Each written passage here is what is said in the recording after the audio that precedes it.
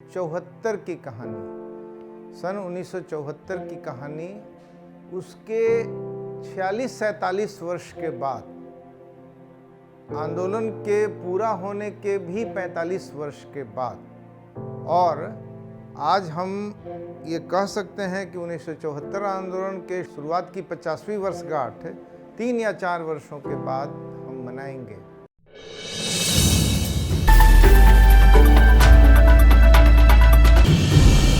नमस्कार, मैं हूं ब्लेका नोव। आप देख रहे हैं विमर्श न्यूज। दोस्तों, आज जनतांत्रिक मूल्यों के प्रति देश में जो गिरावट आ रही है, उससे एक बार फिर हमें जेपी और जेपी का जनतांत्रिक मूल्यों के प्रति संघर्ष बरबस याद आते हैं। हमें याद आते हैं कि कैसे एक 73 साल के बूढ़े ने देश में लोकतंत्र को जिंदा रखने के लिए अपने जान तक की परवाह नहीं की और देश में एक बड़ा आंदोलन खड़ा कर दिया। तो दोस्तों, अब समय आ गया है कि एक बार फिर जेपी के बिहार आंदोलन या कहें तो संपूर्ण क्रांति आंदोलन को याद करना बेहद जरूरी है।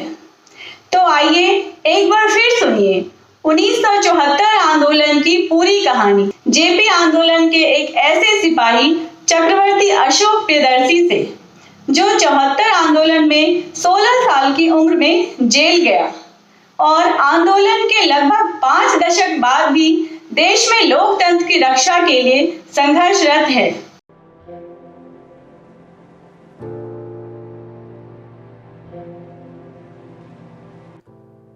चौहत्तर आंदोलन एक ऐसा आंदोलन था जिसने बिहार से पूरे देश को प्रभावित किया था। मैं कहाँ से शुरू करूँ? मुझे इसकी कुछ कड़ियाँ करने के लिए कहा गया है। मैं शुरू करता हूँ 3 अक्टूबर 1974 से। 3 अक्टूबर 1974, 2 अक्टूबर को बिहार भर में लोगों ने संकल्प लिया कि 3 दिन का बिहार बंद होगा और सारी बातें बता दी गई कि किन क्षेत्रों को बंद से बाहर रखा जाएगा, आवश्यक वस्तुओं को। आंदोलन के मसलों पर सरकार के ध्यान नहीं देने के बाद जनता का समर्थन आंदोलन के प्रति है, इसको जाहिर करने के लिए ये हुआ था 3 दिन का बंद। 3 अक्टूबर को मैं 16 वर्ष का मैट्रिक का विद्यार्थी, वहाँ मैं 3 अक्टूबर को छपरा से सिवान जाने वाले पथ पर कुछ 100 लोगों को लीड करते हुए गिरफ्तार हुआ था। और उसके बाद 4 अक्टूबर को, 3 अक्टूबर को दिन भर पुलिस ने मुझे घुमाया। रात को टाउन थाना छपरा में मुझे रखा गया और दूसरे दिन यानी कि 4 अक्टूबर को मुझे छपरा मंडल कारा में रखा गया। वह कारा जहाँ क्राउडेड था, रात में अगर हम सो जाते थे और करवट सो गए शुरू में, तो फिर पूरा चित्त होना संभव नहीं था। इतने ज़्यादा लोग ज़मीन पर बिछाए हुए बिछावन पर सोते थे, क्राउडेड था। और इससे सीधे हम जोड़ देते हैं कि इसके कुछ महीनों के बाद 1975 में 26 जून को, यानी कि 25 जून की आधी रात को इमरजेंसी की घोषणा हुई और उसके बाद जयप्रकाश नारायण की गिरफ्तारी के बाद हजारों की संख्या में, एक आकलन है जो 1 लाख लोग जेलों में बंद कर दिए गए, लेकिन हजारों की संख्या में लोग जेलों में बंद कर दिए गए। तो 74 आंदोलन को याद करते हुए हमें याद करना होगा कि बिहार के जेल ओवर क्राउडेड हुए थे। इसके कार्यक्रमों के दरमियान, 3 दिन के बंद के दरमियान, 3 दिन के बंद की शुरुआत 3 अक्टूबर से होती है, 3, 4, 5 अक्टूबर। 3 अक्टूबर को पटना सिटी पर 25,000 लोग रेल को बंद करने के लिए जमा होते हैं और वहाँ गोलियाँ चलती हैं और कुछ लोग उसमें मारे जाते हैं।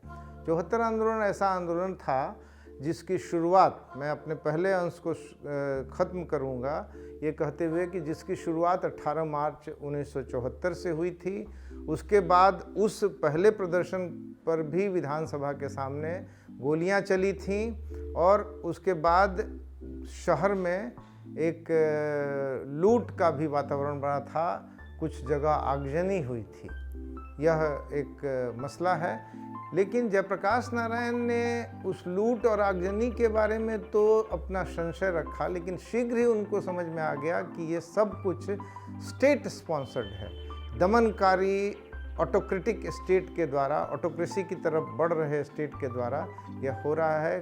करप्शन बढ़ रहा है, महंगाई बढ़ रही है, बेरोजगारी बढ़ रही है और छात्र शिक्षा नीति में भी एक कैलेंडर, एक सुधार की मांग कर रहे हैं। तो जयप्रकाश नारायण ने 8 अप्रैल 1974 को इंजीनियरिंग कॉलेज मोड़ से लेकर के गांधी मैदान तक एक मौन जुलूस को लीड किया, जो सैकड़ों लोगों से शुरू होकर के हजारों लोगों पर एंड हुआ था। और इस प्रकरण के बाद छात्र नेता जयप्रकाश नारायण की तरफ जाते हैं। और जयप्रकाश नारायण नई पीढ़ी के लिए अनाम थे, लेकिन बिहार में रह रहे लोगों के लिए एक हर समय उनके साथ खड़ा होने वाले नाम थे। इस तरह से जैसे ही जयप्रकाश नारायण मूवमेंट को लीड करते हैं, मूवमेंट छात्र आंदोलन से बदल करके एक जन आंदोलन में बदल गया और उसका विस्तार होता चला गया। वह आंदोलन 4 मसलों पर, 13 सूत्री मांग थे, लेकिन 4 मसलों पर शुरू हुआ था।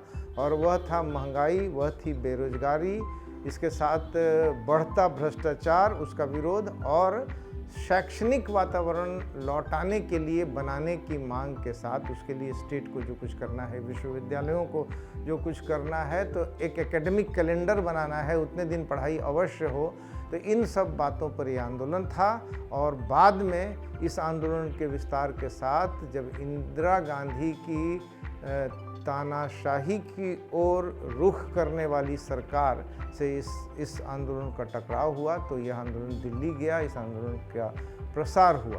तो 1974 आंदोलन की वानगी याद करते समय हमें याद करना है कि किसी भी समाज को पूरा सीज में लेने के लिए स्टेट क्या करता है, कुछ घोषणाएं करती है और हजारों लोगों को गिरफ्तार किया जाता है। गिरफ्तार लोगों को जेलों में बाद में इमरजेंसी के दरमियान जिस तरह से रखा गया, महिला नेताओं को जिस तरह से रखा गया, उनके लिए जो सिविक सुविधाएं थी उसका जो अभाव था, इन सब बातों को हम याद करते हुए ये कहना चाहते हैं कि 1974 आंदोलन यशस्वी था।